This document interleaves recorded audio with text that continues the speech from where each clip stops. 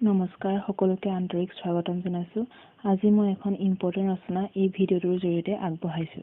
আশা কৰিছোঁ ৰচনাখনৰ জৰিয়তে ছাত্ৰ ছাত্ৰীসকল উপকৃত হ'ব।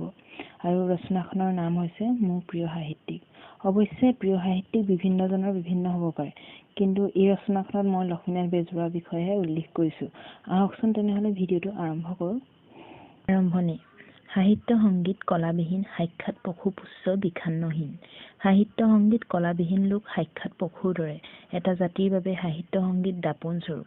সাহিত্য সৃষ্টিৰ জৰিয়তে সত্যক প্ৰতিষ্ঠা কৰাটো সাহিত্যিকৰ মহান কাম। সাহিত্যিকসকলে তেওঁলোকৰ সাহিত্যৰাজিৰ জৰিয়তে সমাজৰ ভাল বেয়া ব্যক্তিগত জীৱন সকলো প্ৰতিফলিত কৰি সমাধানৰ পথ দেখুৱায়। অসমতো এনে এজন ব্যক্তিৰ জন্ম হৈছিল, যাৰ বহুমুখী সাহিত্যিক প্ৰতিভাৰ দ্বাৰা অসমীয়া সাহিত্যৰ সকলো বিভাগৰ পৰিপুষ্টি সাধন হৈছিল। সেইজনা সাহিত্যিক হ'ল আমাৰ সকলোৰে পৰিচিত লক্ষ্মীনাথ বেজবৰুৱা। যিজনা সাহিত্যিকক মই মোৰ মনৰ তোলাচনীত প্ৰিয় সাহিত্যিক হিচাপে নিৰ্ধাৰিত কৰি তেখেতৰ কৰ্মজীৱন সাহিত্যিক জীৱনৰ বিষয়ে থুলমূলকৈ লিখিবলৈ জন্ম, শিক্ষা আৰু কৰ্মজীৱন। জোনাকী যুগৰ ত্ৰিমূৰ্তিৰ অন্যতম লক্ষ্মীনাথ বেজবৰুৱাদেৱৰ 1864 চনৰ কাতি মাহৰ লক্ষ্মী পূৰ্ণিমাৰ ৰাতি জন্ম হৈছিল। দেউতাক দীননাথ বেজবৰুৱা চৰকাৰী কামত নগাঁৱৰ পৰা বদলি হৈ বৰপেটালৈ গৈ থাকোঁতে বিশাল বৰলুইতৰ বুকুত নাৱতে বেজবৰুৱাদেৱৰ জন্ম হৈছিল। ৰসিক লক্ষ্মীনাথে সেইবাবেই জীৱন সোঁৱৰণত ৰসিকতা কৰি কৈছিল যে তেওঁ ভূমিষ্ঠ নহৈ নৌকাস্থহে হৈছিল।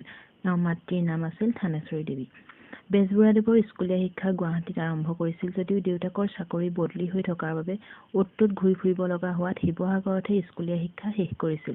তেওঁ শিৱসাগৰ চৰকাৰী হাইস্কুলৰ পৰা 1886 চনত সুখ্যাতিৰে এণ্ট্ৰেন্স পৰীক্ষা পাছ কৰিছিল। তাৰ পিছত স্কুলীয়া শিক্ষা শেষ কৰাৰ পিছত তেওঁ কলিকতালৈ গৈ কলিকতাৰ চিটি কলেজৰ পৰা BA পাছ কৰে আৰু কলিকতাত আইন পঢ়িবলৈ লয়। কিন্তু আইন পৰীক্ষাত পাঠ্যক্ৰমৰ বাহিৰৰ পৰা প্ৰশ্ন অহাৰ বাবে তেওঁ পৰীক্ষা নিদিয়াকৈ শিক্ষা শেষ কৰে। শিক্ষা শেষ কৰাৰ পিছত বেজবৰুৱাদেৱে প্ৰথম অসমীয়া ব্যৱসায়ী ভোলানাথ বৰুৱা লগ হৈ কলিকতাত কাঠৰ ব্যৱসায় আৰম্ভ কৰিছিল। পিছলৈ তেওঁ নিজাকৈ উৰিষ্যাৰ সম্বলপুৰলৈ গৈ ব্যৱসায় আৰম্ভ কৰিছিল। অৱশ্যে তেওঁ ৱাৰ্ড নামৰ ইংৰাজী কোম্পানী এটাৰ লগতো ব্যৱসায়ৰ কাম কৰিছিল। সাহিত্যৰাজিৰ পৰিচয়। অসমীয়া সাহিত্যৰ এনে কোনো বিভাগ নাই য'ত বেজবৰুৱাদেৱে হাত দিয়া নাই। তেওঁ গল্প, সাধু, কবিতা, নাটক, জীৱনী, তত্ত্বমূলক ৰচনা, ধেমেলীয়া ৰচনা লিখি অসমীয়া ভাষাৰ পৰিপুষ্টি সাধন কৰি গৈছিল। বেজবৰুৱাদেৱৰ সাহিত্যিক জীৱন আৰম্ভ হয় লিটিকাই নাটকৰ জৰিয়তে। এই নাটকখন প্ৰথম বছৰ জোনাকীত খণ্ড খণ্ডকৈ প্ৰকাশ পাইছিল আৰু 1894 চনত পুথিৰ আকাৰত প্ৰকাশ পালে। আৰু জোনাকী কাকতত বেজবৰুৱাদেৱে পণ্ডিত মহাশয়, ভদৰী, অনিদ্ৰা, মিলাৰামৰ আত্মজীৱনী আদি গল্প লিখিছিল। এওঁক অসমীয়া চুটিগল্পৰ জনক বুলি কোৱা হয়। এওঁৰ চুটিগল্প সংকলন কেইখনৰ নাম হৈছে সুৰভি, সাধুকথাৰ কুকি, জোনবিৰি, কেহুকলি। বেজবৰুৱাদেৱৰ সাধুকথাৰ পুথি কেইখনৰ নাম হৈছে বুঢ়ী আইৰ সাধু, জুনুকা, ককাদেউতা আৰু নাতি ল'ৰা। এওঁৰ একমাত্ৰ কবিতা পুথিখনৰ নাম কদমকলি আৰু উপন্যাসখনৰ নাম পদুম কুঁৱৰী। বেজবৰুৱাদেৱে ৰচনা কৰা 3খন বুৰঞ্জীমূলক নাটক হৈছে জয়মতী কুঁৱৰী, বেলিমাৰ আৰু চক্ৰধ্বজ সিংহ। আৰু 3খন প্ৰহসন নাটক হৈছে নোমল, পাচনি, চিকৰপতি, নিকৰপতি। তেওঁ ঐতিহাসিক পৰিৱেশত ৰচনা কৰা ধেমেলীয়া নাটকখন হৈছে গদাধৰ।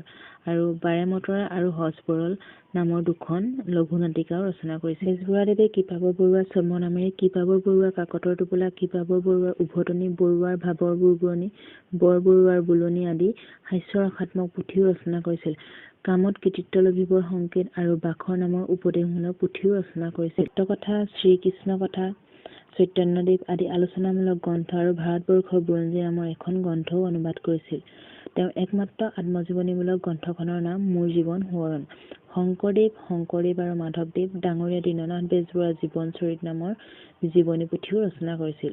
1909 চনৰ পৰা 1929 চনলৈকে তেওঁ বাঁহী আলোচনীখন সম্পাদনা কৰিছিল। বেজবৰুৱাদেৱক সাহিত্যৰথী, সাহিত্য সম্ৰাট, ৰসৰাজ উপাধিৰে বিভূষিত কৰা হৈছিল। এওঁ অসম ছাত্ৰ সন্মিলনৰ প্ৰথম সভাপতিও আছিল। অসমৰ জাতীয় সংগীত অ মোৰ আপোনাৰ দেশ গীতটো এওঁৱেই ৰচনা কৰিছিল। প্ৰিয় হোৱাৰ কাৰণ। বেজবৰুৱাদেৱক মই প্ৰিয় সাহিত্যিক হিচাপে নিৰ্বাচন কৰি লোৱা বহু কাৰণ আছে। মই ভাবোঁ যে সাহিত্য পঢ়ি সোৱাদ জ্ঞান লাভ কৰাৰ মানসিকতা যাৰ আছে তেওঁলোকে যদি এখেতৰ সাহিত্য অধ্যয়ন কৰে তেনেহ'লে তেওঁলোকৰ নিশ্চয় বেজবৰুৱাদেৱ প্ৰিয় সাহিত্যিক হ'ব। বেজবৰুৱাদেৱৰ সাহিত্যত অসমীয়া সমাজৰ প্ৰতিটো দিশ তথা প্ৰেম, ভালপোৱা, পূজা পাৰ্বণ, অন্ধবিশ্বাস, ঠগ ভণ্ডামি, জাতিভেদ প্ৰথা আদি সুন্দৰভাৱে প্ৰকাশ পাইছে। এই ক্ষেত্ৰত তেখেতৰ নাটক, সাধুকথা আৰু চুটিগল্পসমূহ অসমীয়া সমাজৰ জীৱন্ত দলিল। এওঁৰ কবিতা, নাটক নাটকসমূহত সঠিক প্ৰেমৰ ভাৱ প্ৰকাশ পাইছে। এইবিলাকৰ উপৰিও বেজবৰুৱাদেৱৰ ৰচনাই আমাৰ দৰে পাঠকৰ মন জয় কৰাৰ আন এক কাৰণ হৈছে তেওঁৰ ভাষা, শব্দচয়ন আৰু বাক্য সামৰণি। মহাপুৰুষ শ্ৰীমন্ত শংকৰদেৱৰ পাছত একমাত্ৰ বেজবৰুৱাদেৱেহে অসমীয়া ভাষা সাহিত্যৰ সকলো শাখালৈকে অনবদ্য অৱদান আগবঢ়াইছিল। 1938 চনত বেজবৰুৱাদেৱে ইহলীলা সম্বৰণ কৰিছিল।